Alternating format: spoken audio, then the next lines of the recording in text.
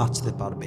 ৩ number, একজন নারীর জন্য আরো ভয়ঙ্কর পুরুষ হচ্ছে সেই পুরুষ, একজন নারীর জন্য সবচেয়ে ভয়ঙ্কর পুরুষ হলো সেই পুরুষ যে দেখতে স্মার্ট, দেখতে অনেক সুন্দর, কথাও সুন্দর, ভাব দেখায় এমন যেন সে অনেক অনেস্ট, কিন্তু তার ভেতরে চরিত্রহীন, তার ভেতরে চিন্তা খারাপ, তার চরিত্র খারাপ, তার আখলাক খারাপ।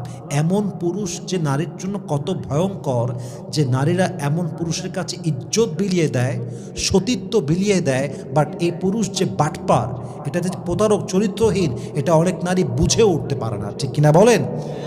এমন পুরুষকে বিশ্বাস করবেন না যে পুরুষের বাহিরে একরকম, ভেতরে আর এক রকম।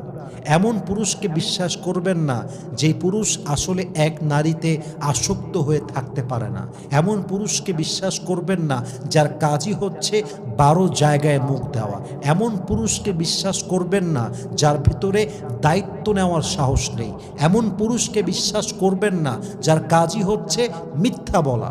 এমন পুরুষকে বিশ্বাস করবেন না যার কাজই হচ্ছে নারীদের পেছন পেছন ঘুরে বেড়ানো।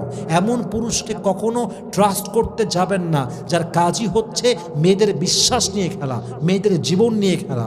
এমন পুরুষকে বিশ্বাস করতে গেলেই আপনার দুনিয়াও নষ্ট, আখিরাতও নষ্ট হয়ে যাবে, ঠিক কিনা বলেন? প্রিয় বোন, এমন পুরুষ আপনার জন্য খুবই ভয়ঙ্কর। Looks very smart, looks very honest, but in actual fact he is not honest. যে নিজেকে অনেস্ট দেখায়, সৎ দেখায়, ভালো দেখায়, বাট আসলে সে ভালো নয়, আসলে তার উদ্দেশ্য ভালো নয়।